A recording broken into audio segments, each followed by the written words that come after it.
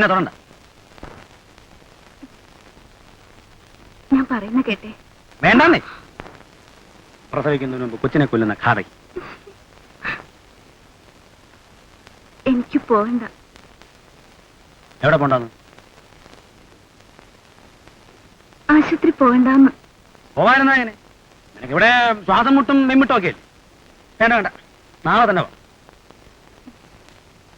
നമുക്ക് ആദ്യം കിട്ടിയ കൈനീട്ടമല്ലേ, നമുക്കതിനെ വളർത്താം.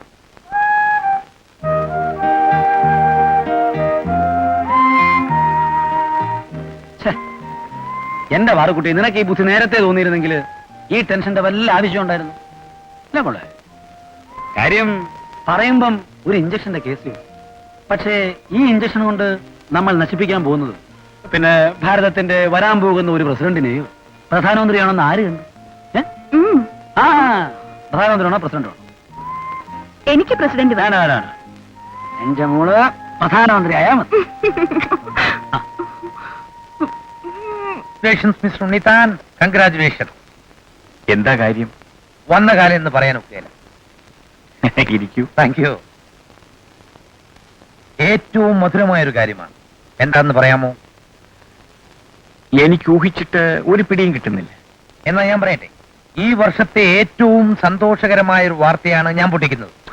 പറയണോ റാച്ചൻ? ഇങ്ങനെയിട്ട് കൊതി പിടിപ്പിക്കാതെ. നിങ്ങൾ ഒരപ്പൂപ്പനാകാൻ പോകുന്നു.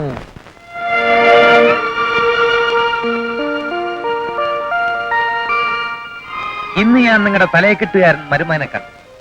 അപ്പോഴാണ് അറിയുന്നത് പാർവതിക്കുട്ടി ഗർഭിണിയാണ്. എപ്പോഴാ പാർട്ടി? പാർട്ടി എപ്പോ വേണമെങ്കിലും ആകാമല്ലോ. ഞാൻ നോക്കിയിട്ട് കാശ് അങ്ങോട്ട് കൊടുത്ത് കെട്ടിച്ചതല്ലെങ്കിലും രണ്ടാമത്തെ മരുമകനാണ് കാര്യശേഷി കൂടുതലെന്ന് തോന്നുന്നു.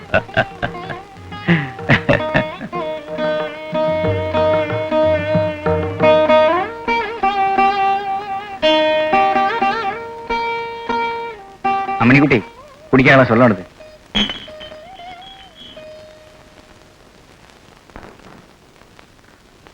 പിന്നെ എന്തൊക്കെയുണ്ട് വിശേഷങ്ങൾ? എന്നോടാണ്? എനിക്ക് പിന്നെ ചോദിക്കാൻ ആരാണുള്ളത്? കഴിഞ്ഞ 20 വർഷക്കാലത്തിനുള്ളിൽ ആദ്യമായിട്ടാണ് എന്റെ ഭാര്യ എന്നോട് ചോദിക്കുന്നത് എനിക്കെന്താ വിശേഷമെന്ന്. ഈശ്വരൻ സഹായിച്ച എന്റെ പൊന്നമ്മണിക്കുട്ടി, എനിക്കിപ്പം വിശേഷം ഒന്നുമില്ല. വിശേഷം നിന്റെ മകൾക്കാണ്. അത് തന്നെ ചോദിച്ചത്. അവരച്ഛൻ എന്തോ പറഞ്ഞത്? ആരെ എപ്പോഴാ കണ്ടത്? ഒന്ന് വിശദമായി പറയണം. അതറിയാൻ നിനക്ക് അത്രയ്ക്ക് ആഗ്രഹമാണെങ്കിൽ എന്തുകൊണ്ട് പാർവതി ഇപ്പൊ ഒന്ന് കണ്ടുകൂടാ?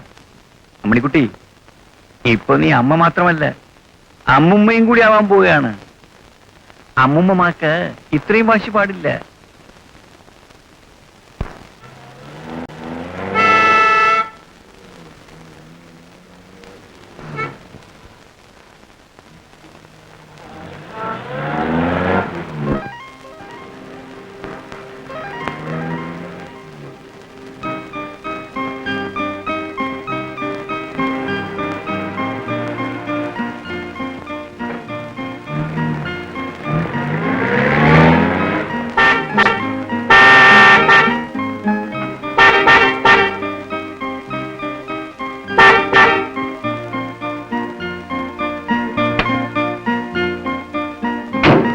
എടുത്ത് മാറ്റപ്പാ അങ്ങോട്ട്, വെറുതെ മെനക്കെടുത്താനായിട്ട്. പറകുണ്ടേ, ഞങ്ങള് ഈ കൊച്ചു വീട്ടിലാണ് താമസിക്കുന്നത്. ഇതുവഴി വന്ന സ്ഥിതിക്കും കാറ് മനസ്സറിഞ്ഞു നിന്നു പോയതുകൊണ്ടും ഒന്ന് കേറിട്ട് പോ. വന്നാട്ടെ.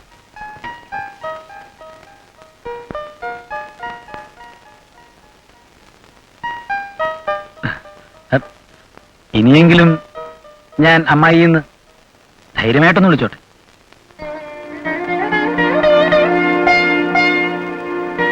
വിവാഹം സ്വർഗത്തിൽ വെച്ച് നടക്കുന്നു എന്നാണല്ലോ സാധാരണ പറയാറ്. ഞങ്ങൾ എന്തായാലും ഈ ജന്മം ഒരുമിച്ച് ജീവിക്കാൻ തന്നെ തീരുമാനിച്ചിരിക്കുക. ഇനി ഞങ്ങൾക്ക് ആവശ്യം അമ്മായിയുടെ അനുഗ്രഹം. അമ്മായി ഇവിടം വരെ വന്ന സ്ഥിതിക്ക് അകത്തേക്ക് കൊണ്ടുപോകുക എന്നുള്ളത് എന്റെ കടമയാണ്.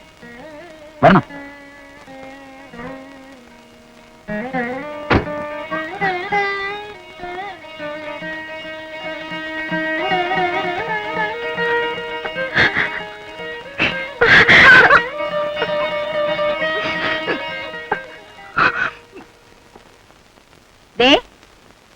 4 ദിവസമായിട്ട് ഓടുന്നില്ല കേട്ടോ. ഡോക്ടർ പറഞ്ഞത് ഓർമ്മയുണ്ടല്ലോ. ഇപ്പൊ തന്നെ 3 കിലോ കൂടിയിരിക്കുകയാണ്. Come on come on come on, get up get up get up.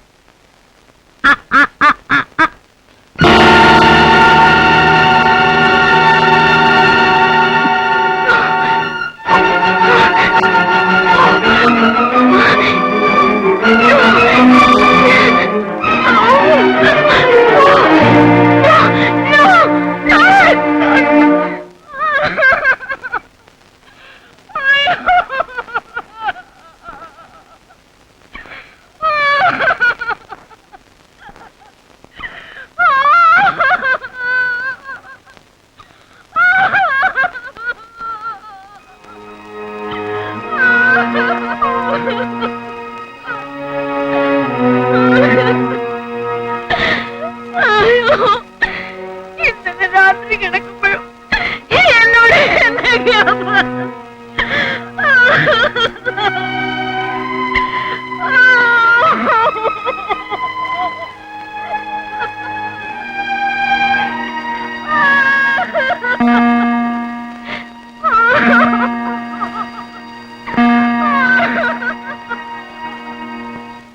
നമ്മൾ ആരെങ്കിലും വിചാരിച്ചതാണോ ചേച്ചി അങ്കിൾ ഇത്ര പെട്ടെന്ന് മരിച്ചു പോകുമെന്ന്? ഞാനവിടെ ചെന്നപ്പോ ആന്റി കിടന്ന് കരയുന്നത് കണ്ടിട്ട് വല്ലാത്ത വിഷമം തോന്നി. ചേച്ചി ഒന്ന് വരേണ്ടതായിരുന്നു. എന്റെ ഏനാ പാർവതി, ഞാൻ വരണമെന്നൊക്കെ വിചാരിച്ചൊരുങ്ങിയതാ. പക്ഷെ ചേട്ടന്റെ അമ്മയുടെ സ്വഭാവം വല്ലാത്തതാ. ഞങ്ങൾ ഒരുമിച്ച് എവിടെ ഇറങ്ങി പുറപ്പെട്ടാലും അപ്പോഴെന്തെങ്കിലും പറഞ്ഞ് തടസ്സപ്പെടുത്തും. അമ്മ പറഞ്ഞാൽ പിന്നെ ചേട്ടൻ ഒന്നും എതിർത്ത് പറയത്തില്ല. അമ്മ പറയുന്നത് കേട്ടോട്ടെ. പക്ഷേ കല്യാണത്തിന് ശേഷം കുറെയൊക്കെ ഭാര്യ പറയുന്നതും കൂടെ കേൾക്കണം. അത് പോട്ടെ, നിന്റെ വർഷോപ്പ് തന്നെ എങ്ങനെ? ഓ, അത് പറഞ്ഞ തീരത്തില്ല ചേച്ചി. പുള്ളി എപ്പോഴും പറയും ആദ്യം കല്യാണം കഴിച്ചത് വർഷാപ്പിനെയാണെന്ന്, ഞാൻ 2ാം ഭാര്യയാണെന്ന്. പക്ഷേ ഞാൻ എന്ത് പറഞ്ഞാലും ആദ്യം എതിർത്താലും പിന്നെ അനുസരിച്ചോളൂ. അത് നിന്റെ ഭാഗ്യമാ പാർവതി. കാറും ബംഗ്ലാവും ഒന്നുമല്ല പ്രശ്നം, ഇങ്ങനെ ഒരു ഭർത്താവിനെ കിട്ടുക എന്നുള്ളതാണ്. അല്ല, ഈ വീട്ടിൽ പുതിയൊരാൾ കൂടി താമസിക്കാൻ വരുന്നു എന്ന് കേട്ടു. പുതിയ ആളോ? ആ, 8 മാസം കൂടി കഴിഞ്ഞു. ഞാൻ ഉടനെ വേണ്ട വേണ്ടെന്ന് പറഞ്ഞതാ ചേച്ചി, പക്ഷെ പറ്റിച്ചളഞ്ഞു. ചേട്ടന് മാത്രമേ ഇത് അറിയാൻ പാടുള്ളൂ. ആരോടും പറയാതെ ഇത്രയും നാൾ ഞാനിതെന്റെ മനസ്സിൽ മാത്രം സൂക്ഷിച്ച വേദനയും എനിക്ക് അറിയാവൂ ചേട്ടാ. അത് സാരമില്ല. ഓരോരുത്തരുടെയും ജീവിതത്തിൽ അവനവന്റേത് മാത്രമായ ചില രഹസ്യങ്ങളുണ്ട്. അതാർക്കും അവകാശപ്പെട്ടതല്ല. ആനി ഇനി ഇതാരോടും പറയേണ്ട ആവശ്യമില്ല. നമ്മുടെ മനസ്സിൽ മാത്രം സൂക്ഷിച്ചാൽ മതി. സ്വന്തക്കാരോ ബന്ധക്കാരോ എനിക്ക് ആരുമില്ല ചേട്ടാ. അവരാച്ചന്റെ വീട്ടുകാർ പോലും എനിക്കെതിരാണ്. ആനി വിഷമിക്കാതെ. ബിജുവിന്റെ കാര്യം ഞാൻ നോക്കിക്കോളാം. അവനെ നല്ല രീതിയിൽ പഠിപ്പിക്കാം. അറിയാതെ ചേട്ടിൽ നിന്ന് ഇത് അമ്മണിക്കുട്ടി പോലും അറിയരുത്. അറിഞ്ഞാൽ പിന്നെ എനിക്ക് അവരുടെ മുഖത്ത് പോലും നോക്കാൻ പറ്റില്ല. ഞാൻ അവരോട് പറഞ്ഞിരിക്കുന്നത് ഇത് അവരാച്ചന്റെ അകന്ന ബന്ധത്തിൽപ്പെട്ട ഒരു കുട്ടിയാണെന്നാണ്. കരയാതെ ആനി. നമുക്കെല്ലാത്തിനും പരിഹാരമുണ്ടാക്കാം.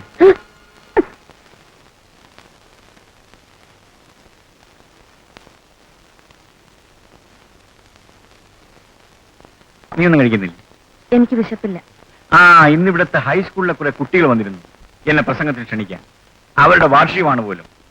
ഒന്നുപോയി പ്രസംഗിച്ച് ഷൈൻ ചെയ്യലല്ലേ? ഇഷ്ടം.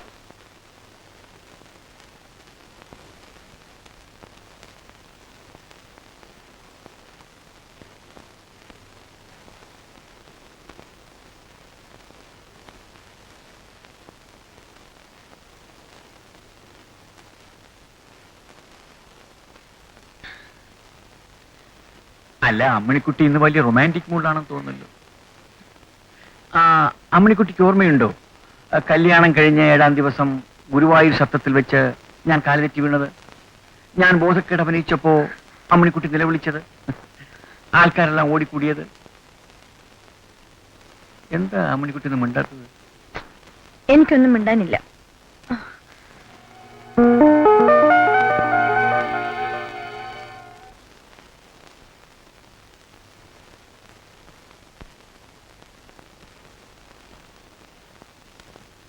അമ്മിണിക്കുട്ടി, ആ ബിജുവിനെ കൺവെന്റിൽ ചേർക്കാൻ ആനി പറഞ്ഞു. ഒന്ന് പോയിട്ട് വരാം. എന്താ? അതിന് എന്നോട് അഭിപ്രായം ചോദിക്കേണ്ട ആവശ്യം എന്താ? ആനി പറഞ്ഞ കേൾക്കല്ലേ വേണ്ടു. ഞാൻ ഇന്നലെ മുതൽ ശ്രദ്ധിക്കുകയാണ്. എന്ത് പറഞ്ഞാലും തറുതല പറയുക. മറ്റുള്ളവർ ചെയ്യുന്ന തെറ്റുകൾ കാണുമ്പോൾ ഞാൻ തറുതല പറഞ്ഞ എത്ര നിസ്സാരമാണ്. ഞാൻ എന്ത് തെറ്റ് ചെയ്തെന്നാണ് നീ പറയുന്നത്? ഇത്രയും നാൾ നിന്റെ രീതി അഡ്ജസ്റ്റ് ചെയ്ത് പോയതാണോ എന്റെ തെറ്റ്? ഏറ്റവും നല്ല അഭിനയത്തിനുള്ള അവാർഡ് നിങ്ങൾക്ക് തരണം. വേണ്ടി വരുമടി, നീ തന്നെ തരേണ്ടി വരും. നിന്റെ മനസ്സിലിപ്പ് എന്താണെന്ന് എനിക്ക് ഇതുവരെ മനസ്സിലായിട്ടില്ലല്ലോ. മനസ്സിലാക്കാൻ ബുദ്ധിമുട്ടാണ്. എന്റെ സ്ഥാനത്ത് മറ്റൊരു ഭാര്യയായിരുന്നെങ്കിൽ അവൾ ഇന്ന് രാവിലെ ജീവിച്ചിരിക്കുമായിരുന്നില്ല. എന്താണെന്ന് വെച്ചാ പറഞ്ഞു തുളയ്ക്ക്. ബിജു ആരാണ്? ബിജു ബിജു എന്താ തപ്പുന്നത്? പറയണം. ബിജു ആനിയുടെ ബന്ധത്തിൽപ്പെട്ട ഒരു കുട്ടിയാണ്. ഇപ്പോഴെനിക്കെല്ലാം മനസ്സിലായി. ആനി എന്നോട് പറഞ്ഞു അവറാച്ചന്റെ ബന്ധത്തിൽപ്പെട്ട കുട്ടിയാണെന്ന്. നിങ്ങൾ എന്നോട് പറയുന്നു ആനിയുടെ ബന്ധത്തിൽപ്പെട്ട കുട്ടിയാണെന്ന്. പക്ഷെ എനിക്കറിയാം ബിജു നിങ്ങളുടെ കുട്ടിയാണ്. അമ്മിണിക്കുട്ടി, ഞാൻ പറയുന്ന കേൾക്കൂ. കാര്യം നിസ്സാരമാണ്. ഇല്ല, എനിക്ക് കാര്യം നിസ്സാരമല്ല. ആണുങ്ങൾക്കെല്ലാം നിസ്സാരമാണ്. എന്റെ 2 കുട്ടികളെ പ്രസവിച്ച അമ്മിണിക്കുട്ടിയാണോ ഈ പറയുന്നത്? മതി, ഇത്രയും നാൾ എന്റെ മുമ്പിൽ അഭിനയിച്ചത് മതി. ദൈവം അറിഞ്ഞാണ് ഓരോരുത്തർക്ക് ഓരോ ശിക്ഷ കൊടുക്കുന്നത്. അന്ന് ഞാൻ കരുതി അവറാച്ചൻ മരിച്ചത് ഹൃദയസ്തംഭനം കൊണ്ടാണെന്ന്. ഇപ്പൊ എനിക്ക് മനസ്സിലായി എനിക്ക് ദൈവം കൊടുത്ത ശിക്ഷയാണ്.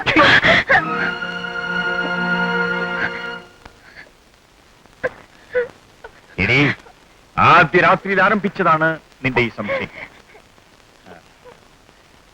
ഇപ്പൊ നീ എന്റെ സ്വഭാവശുദ്ധി സംശയിച്ചു. ഇനി നിന്നോടൊപ്പം ജീവിക്കാൻ ബുദ്ധിമുട്ടാണ്. എല്ലാ ഭർത്താക്കന്മാരുടെയും ഗതി ഇത് തന്നെയാണ്. മക്കൾ വളർന്നു കഴിഞ്ഞാൽ അച്ഛനൊന്നും പുറത്ത്. ഇനി ഞാൻ ആരാണെന്ന് മനസ്സിലാക്കിയിട്ട് മാണിക്യമംഗൽ അമ്മിണിക്കുട്ടി എന്നെ കാണാൻ വന്നാൽ മതി.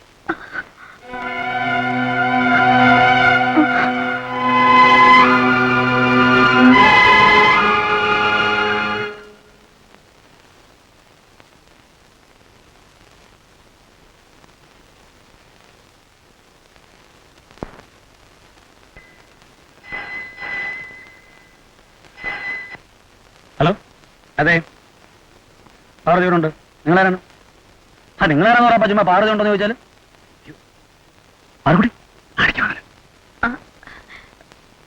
ഡാഡി ഇവിടെ വന്നിരുന്നോ? ഡാഡി ഇവിടെ വന്നോന്നോ? എപ്പോ? ഇല്ലല്ലോ. എന്താ മമ്മി കാര്യം? ഒന്നുമില്ല. മമ്മി ചോദിക്കുന്നു ഡാഡി ഇവിടെ വന്നോന്ന്. എന്താണാവോ? നീ ചുമ്മാ ഈ കാര്യമൊന്നും ആലോചിച്ച് രാത്രി നശിപ്പിക്കരുത്. ഞാൻ പറഞ്ഞേക്കാം, അവർക്ക് വയസ്സായിരിക്കുക. നമുക്ക് തിളയ്ക്കുന്ന യൗവനവുമാണ്.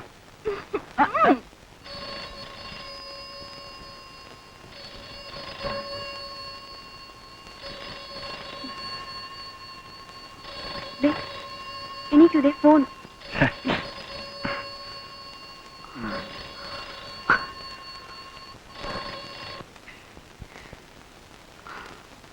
ഹലോ, മമ്മിയാണോ?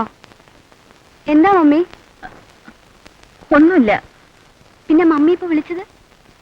അത് ഡാഡി അവിടെ വന്നിരുന്നോ? ഇല്ല. ഹലോ ഹലോ,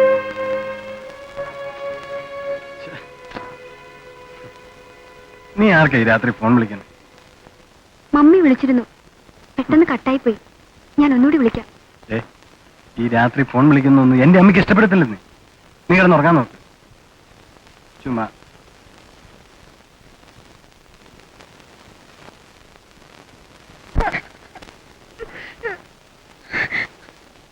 പണ്ട് ഡാഡിക്ക് സ്വഭാവം ഒന്നും ഉണ്ടായിരുന്നില്ല. ഞാൻ, എന്റെ വീട്, എന്റെ പിള്ളേര്, ആ ചിന്തയെ ഉണ്ടായിരുന്നുള്ളൂ. പക്ഷെ ഇപ്പോഴിപ്പോ ഡാഡിയുടെ സ്വഭാവം മഹാമോശമായിക്കൊണ്ടിരിക്കുക. പ്രായമായ 2 പെൺപിള്ളേരുടെ അച്ഛനാണെന്ന നില മറന്ന ഡാഡിയുടെ പോക്ക്.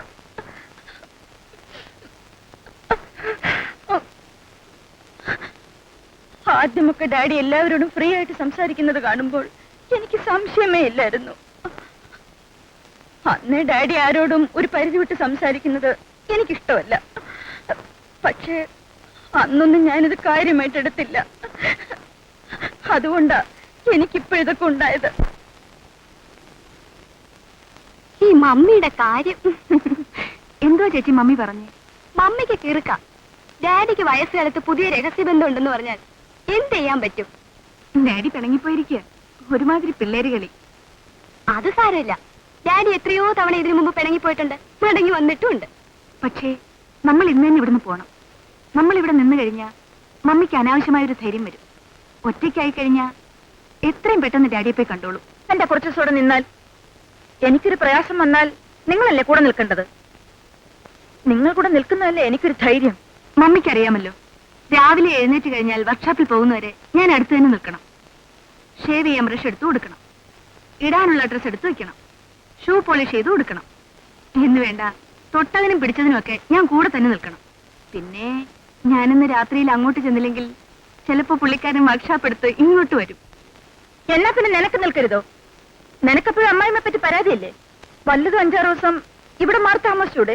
അയ്യോ, അമ്മായിയമ്മ അങ്ങനെ ആയതിന് ചേട്ടൻ എന്ത് വേണം? ഞാനുണ്ടെങ്കിൽ ചേട്ടൻ നേരെ ഒരു ആഹാരം പോലും കഴിക്കും. പിന്നെ ഇന്നലെ മുതൽ ചേട്ടൻ ചെറിയ പനിയുണ്ട്. പനി ഇല്ലായിരുന്നെങ്കിൽ ഞാൻ നിന്നേനെ. മമ്മി ഉദ്ദേശിക്കുന്ന പോലുള്ള ആളല്ല ഡാഡി. ഇത് വെറുതെ മമ്മി ഓരോന്ന് കുത്തി കുത്തി ഉണ്ടാക്കും. വേണ്ട വേണ്ട, ഉപദേശമൊന്നും വേണ്ട. കല്യാണം കഴിഞ്ഞപ്പോ നിങ്ങൾക്ക് ഭർത്താക്കന്മാരായി, നിങ്ങളുടെ പാടായി. പൊയ്ക്കോ. മമ്മി എന്താ ഈ പറയുന്നേ? കല്യാണം കഴിഞ്ഞാൽ ഭർത്താക്കന്മാരുടെ കാര്യം നോക്കേണ്ടത് ഭാര്യമാരല്ലേ? അല്ല, അതല്ലേ നല്ല ഭാര്യമാരുടെ ലക്ഷണം?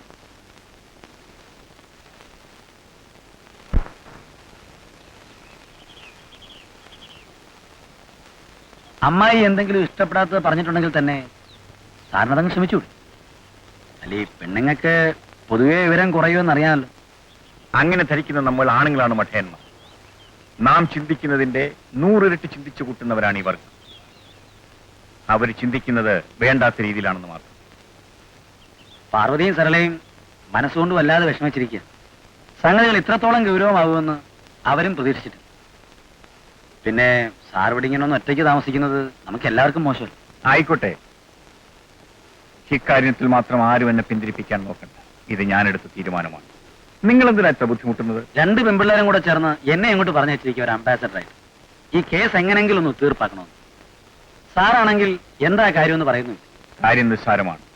പക്ഷെ ഒരു അമ്മാവന് അത് മരുമകനോട് പറയാൻ ബുദ്ധിമുട്ടുണ്ട്. അല്ല, ഇപ്പൊ ഇതിനിപ്പോ എന്താ ഒരു പരിഹാരമാർഗം? അവൾ വരട്ടെ. അത് ശരി, ഇങ്ങോട്ട് വരണമെന്ന്. അതായത് അമ്മായി ഇങ്ങോട്ട് വരണമെന്ന്. ഞാൻ നോക്കാം. നിങ്ങൾ വെറുതെ ശ്രമിക്കുകയൊന്നും വേണ്ട. അവൾ വരാൻ പോകുന്നില്ല. കാരണം അവൾ മാണിക്യമംഗലത്ത് മാധവൻ നായരുടെ മകളാണ്. ഞാനൊന്ന് നോക്കട്ടെ. അല്ല, സാറോട് ഒറ്റയ്ക്കിരിക്കല്ലേ? ഇന്ന് ഞായറാഴ്ചയാണ്. ഞാൻ എന്തായാലും എല്ലാ ഞായറാഴ്ചയും ഒരു സോഡ കഴിക്കും. സാറിന് വേണമെങ്കിൽ ഞാൻ വരുന്ന വഴി ഒരു സോഡ. സോഡയോ? അതെ, പിന്നെ തണുത്ത സോഡ.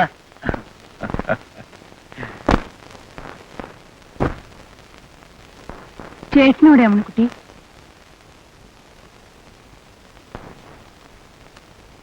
രാവിലെ എങ്ങോട്ടാ പോകുന്നത് കണ്ടു. അല്ല, ബുദ്ധിമുട്ടില്ലെങ്കിൽ ബിജുവിനെ കോൺവെന്റിൽ കൊണ്ടുവന്നാക്കാൻ ചേട്ടൻ വരാമെന്ന് പറഞ്ഞിരുന്നു. എന്ത് ബുദ്ധിമുട്ട്? അത് പറയുക എന്നുള്ളത് ആനിയുടെ അവകാശവും ബുദ്ധിമുട്ടുക എന്നുള്ളത് ചേട്ടന്റെ കടമയുമല്ലേ? അതെന്താ അമ്മക്കുട്ടി അങ്ങനെ പറയുന്നത്? സത്യം പറയാനി, ആ കുട്ടിയുടെ അച്ഛനാരാണ്? ഞാനൊന്ന് പറഞ്ഞില്ലേ, അവരാച്ചന്റെ അകന്ന. വേണ്ട, ഇനി എന്നെ മഠയാക്കണ്ട. എന്നോട് സത്യം പറയൂ. എന്നോട് ചോദിക്കരുത് അമ്മക്കുട്ടി. ഒരു ഭാര്യയും അത് മറ്റൊരു സ്ത്രീയോട് പറയാൻ ആഗ്രഹിക്കില്ല. ഒരു ഭാര്യ അത് കേൾക്കാനും ആഗ്രഹിക്കുന്നില്ല. സ്വന്തം ഭർത്താവിന് മറ്റൊരു സ്ത്രീയുടെ കുഞ്ഞുണ്ടാവുകയും ആ കുട്ടിയെ മുന്നിൽ കണ്ടുകൊണ്ട് ജീവിക്കേണ്ടി വരികയും ചെയ്യുക എന്ന് പറയുന്നത് ഒരു സ്ത്രീക്ക് കിട്ടാവുന്ന ഏറ്റവും വലിയ ശിക്ഷയാണ്. ഞാനത് അനുഭവിക്കാൻ തയ്യാറാണ്. പക്ഷെ നിങ്ങൾ ആരെങ്കിലും ഒരാൾ എന്നോട് സത്യം പറഞ്ഞേ പറ്റൂ. എനിക്ക് കേൾക്കണം. പറയൂ, ബിജുവിന്റെ അച്ഛൻ ആരാണ്? അവറാച്ചന്റെ മോനാണ്. അവറാച്ചന്റെ ഞാൻ മറക്കാൻ ആഗ്രഹിക്കുന്ന കഴിഞ്ഞകാല ജീവിതത്തിലെ ഒരു ചെറിയ തെറ്റാണ് ബിജു. ഇന്ന് ഞാൻ കൂടി തള്ളി പറഞ്ഞാൽ ആ കുട്ടി തെരുവിലാണ്. ബിജുവിനെ ഞാൻ അറിയുന്നത് വരെ അവറാച്ചൻ എന്നെ ധരിപ്പിച്ചിരുന്നത് അദ്ദേഹത്തിന്റെ കുഴപ്പം കൊണ്ടാണ് ഞങ്ങൾക്ക് കുട്ടികൾ ഉണ്ടാകാത്തതെന്നാണ്. അത്ര കണ്ടിഷ്ടമായിരുന്നു എന്നെ എന്റെ അവറാച്ചന്. അവറാച്ചന്റെ ഏറ്റവും വലിയ ആഗ്രഹമായിരുന്നു ബിജുവിനെ കോൺവെന്റിൽ അയച്ച് പഠിപ്പിക്കണം എന്നുള്ളത്. ഞാനത് ചേട്ടനോട് പറയുകയും ചെയ്തു. പക്ഷേ എനിക്കൊരു ദുഃഖമേ ഉള്ളൂ. ജീവിച്ചിരുന്നപ്പോൾ എത്രയോ നിസ്സാര കാര്യങ്ങളെ ചൊല്ലി ഞാൻ അവറാച്ചനെ ബുദ്ധിമുട്ടിച്ചിട്ടുണ്ട്. കുറച്ചുകൂടി കാര്യമായി നോക്കാൻ കഴിഞ്ഞിരുന്നെങ്കിൽ എനിക്കെന്റെ അവറാച്ചൻ ഇത്രയും വേഗം നഷ്ടപ്പെടില്ലായിരുന്നു. ഞാനൊന്ന് മനസ്സിലാക്കി, ഒരു സ്ത്രീക്ക് ജീവിതം ഒരിക്കൽ മാത്രമേ ഉള്ളൂ. ആ ജീവിതത്തിൽ അവളുടെ എല്ലാം ഭർത്താവ് മാത്രമാണ്.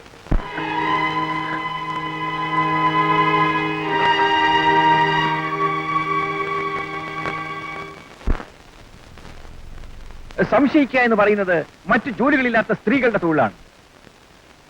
വലിയ ദൂഷ്യങ്ങളൊന്നുമില്ലാത്ത സഹകരിക്കാൻ കൊള്ളാവുന്ന ഒരു ഭർത്താവാണ് ഞാനെന്നാണ് എന്റെ വിശ്വാസം. ഇത്രയും നാൾ എന്നോടൊപ്പം ജീവിച്ചിട്ടും എന്റെ ഭാര്യയാണെന്ന് പറഞ്ഞത് കൊണ്ട് എന്താ കാര്യം? നീ നിന്റെ മാണിക്യമംഗലത്ത് മാധവൻ നായരൊന്ന് എനിക്ക് കേൾക്കണ്ടടി. എനിക്കുണ്ടടി 40 38 കൊടുക്കും. ആരോടായി സംസാരിക്കുന്നു? അത് എന്റെ ഭാര്യയോടുള്ള സഹവാസമല്ലേ. ദിവസവും കുറച്ചു നേരമെങ്കിലും ആരോടെങ്കിലും കയറി സംസാരിച്ചില്ലെങ്കിൽ എനിക്ക് വലിയ ബുദ്ധിമുട്ടാണ്. അല്ല സാർ, നമ്മുടെ അമ്മായിയല്ലേ അവരുന്ന്? അമ്മായി ഇങ്ങോട്ട് വരിക. സാർ എങ്ങനെങ്കിലും ഈ കേസ് ഒന്ന് തീർപ്പാൻ. ഞങ്ങളുടെ അഭിമാനത്തെ ഓർത്ത് ഞാൻ അകത്തോട്ടിരിക്കാം.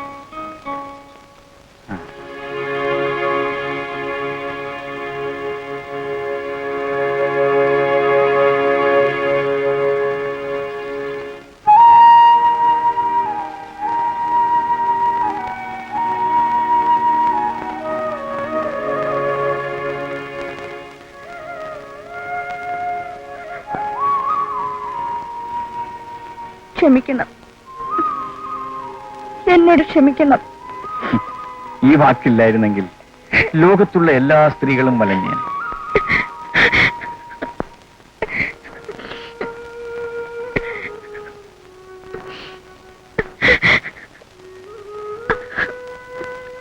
വരൂ, നമുക്ക് വീട്ടിലേക്ക് പോകാം. വീട്ടിലേക്ക്? ഇല്ല. എന്നോടൊപ്പം ജീവിക്കാൻ ആഗ്രഹിക്കുന്നുണ്ടെങ്കിൽ നീ ഇവിടെ താമസിച്ചാൽ മതി. നമുക്ക് കഴിയാനുള്ള വകയൊക്കെ ഈ ചുറ്റുവട്ടത്തുണ്ട്. അങ്ങോട്ട് വന്നാൽ നിനക്ക് പിന്നെയും മാണിക്യമംഗലത്ത് ബാധ്യതയുണ്ടാകും. അപ്പോഴാണ് ആവശ്യമില്ലാത്ത ചിന്തകൾ ഉണ്ടാകുന്നത്. എന്ത് തീരുമാനിച്ചു?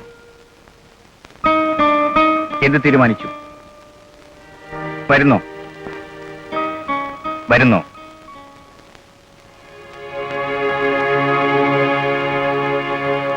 ഇല്ല, ഞാൻ തിരിച്ചു പോകുന്നില്ല. പക്ഷേ ഞാൻ കാറിലാണ് വന്നത്.